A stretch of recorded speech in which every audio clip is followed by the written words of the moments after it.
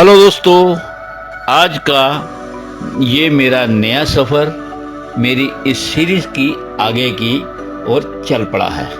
आज का मेरा सफ़र है हरियाणा। हरियाणा मतलब कि कुरुक्षेत्र।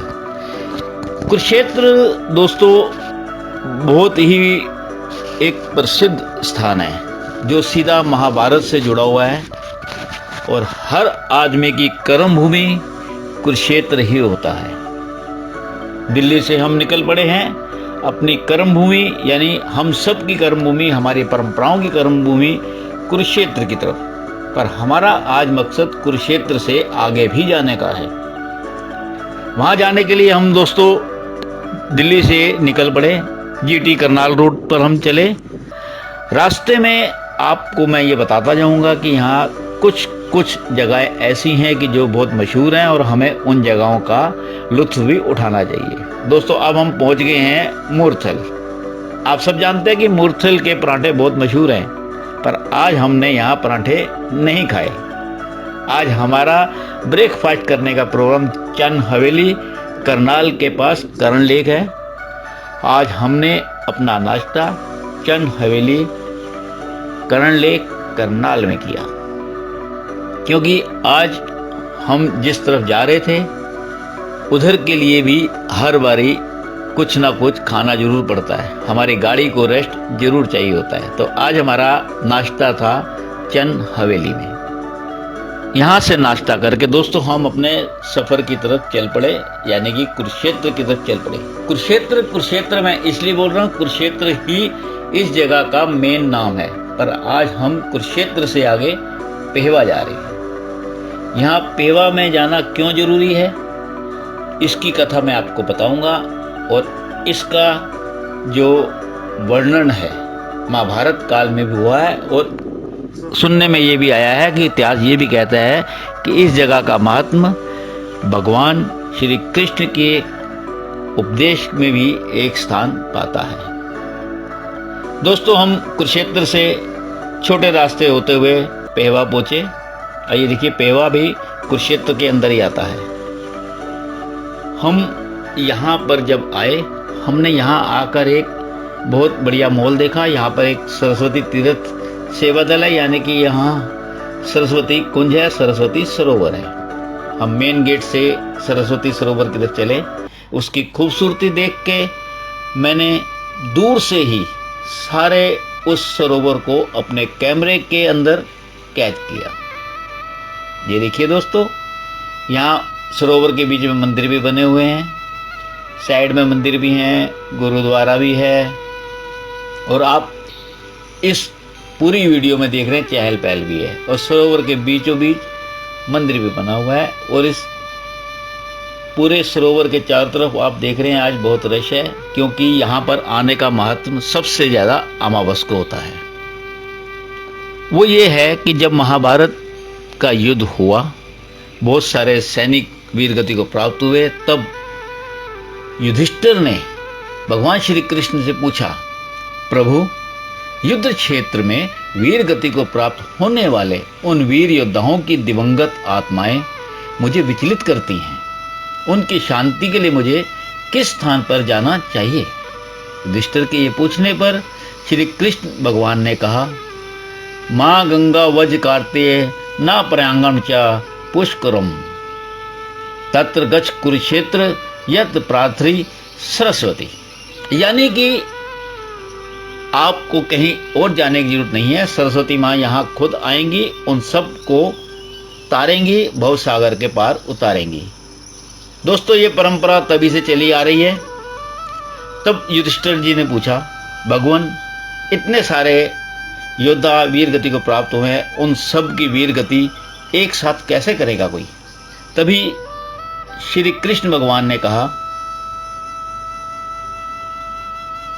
हर जगह से हमारे इस महाभारत युद्ध में सैनिक आए हैं, योद्धा आए हैं, उन सब का क्रियाक्रम, उन सब के पिंडदान उन्हीं के घर वालों की मौजूदगी में होने जरूरी हैं और जहाँ तक हो सके उन्हीं को ही करने चाहिए। तब युधिष्ठिर जी ने कहा, भगवान वो सब लोग यहाँ कब कब आएंगे, कैसे कैसे आएंगे, तो उन सब को एक साथ उनके पिंडदान करवाने के लिए पुरोहित कैसे आएंगे। तब कृष्ण भगवान ने कहा कि आप इसके लिए ज़्यादा चिंतित ना हो। ये वो स्थल है जहाँ पर हर परिवार के पुरोहित आपको अलग अलग स्थान पर बिठाकर और वो ही करवाएंगे।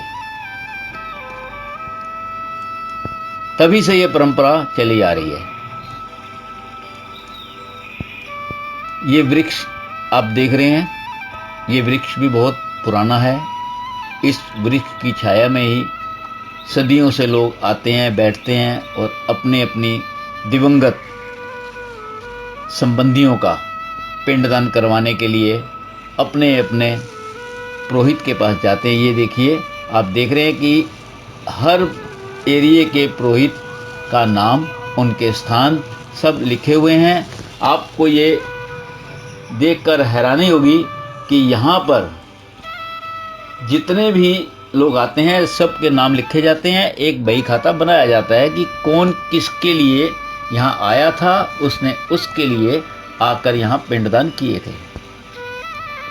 श्री सरस्वती तीर्थ सेवा दल यहाँ का सारा अरेंजमेंट, यहाँ की सारी व्यवस्था को देखता है। आप देख रहे हैं कि अलग अलग जगह पर अपने अपने पुरोहित के साथ परिवार बैठ के अपने बुजुर्गों का, अपने दिवंगत हुए रिश्तेदारों का पिंडदान करवा रहे हैं।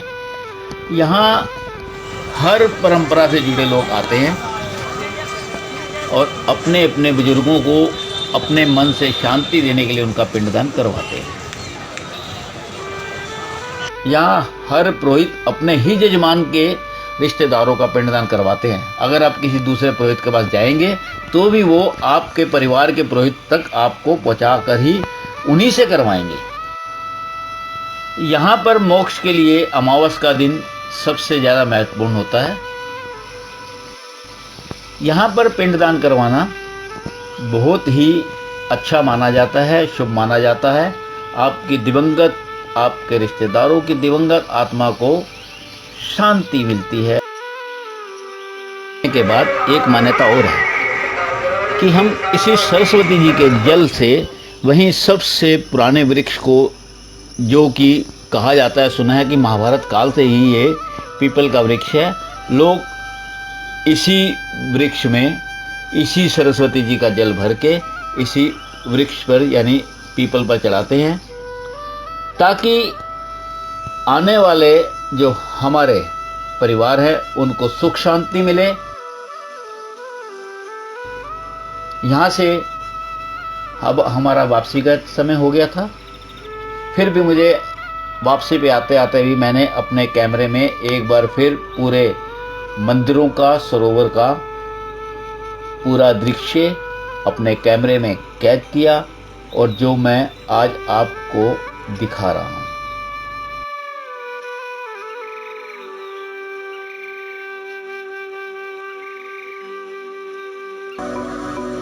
आपको मेरी ये जानकारी कैसी लगी? अच्छी लगी हो तो आप मेरे उत्साह के लिए मुझे और उत्साहित करें। मेरे इस चैनल को आप सब्सक्राइब करें और मेरा ईमेल है brijmohanmakeup@yahoo.com, फ़ोन नंबर 9582302730 है और मेरे चैनल का नाम है कैरियर इन फिल्म मेकअप।